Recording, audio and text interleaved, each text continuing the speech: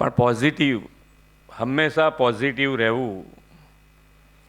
જેમ કીધું ને કે પ્રશ્નો જેટલા વધારે ને વધારે પૂછાય તો સાચો જવાબ તમે મેળવી શકો. એટલે જેટલા તમે નેગેટિવમાં પોઝિટિવ રહો તો જ તમારા ધ્યેય સુધી પહોંચી શકાય. એટલે નેગેટિવ કયા સેન્સમાં લો છો તમે? હું હંમેશા કહું છું કે પ્રેસ મીડિયાના મિત્રો દ્વારા જે પણ નેગેટિવ આવે એને અમે પોઝિટિવ લઈએ છીએ. કેમ તો કે ભાઈ હા જરૂરી છે અમારા માટે કે ભાઈ ધ્યાન ઉપર આવ્યું છે તો એને સુધારો. ના થયું હોય, કદાચ એમનેમ કોઈક વસ્તુ પહોંચી ગઈ હોય ને એમનેમ બતાડી હોય તો એને ત્યાં પૂરી કરી દેવાની. પણ જોઈએ જ નહીં કે આ તો યાર રોજ નેગેટિવ આવે છે, કેવી રીતે જોવું, એવું નહીં હોઈ શકે. જોવું તો પડે જ.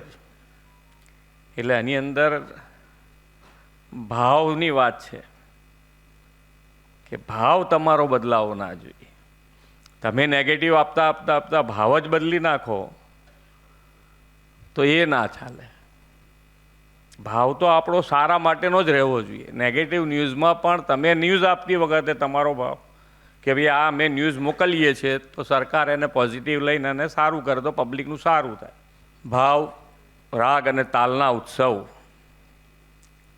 આ ભારત કુલના આ બીજી વખત મને આવવાનો અવસર મળ્યો છે.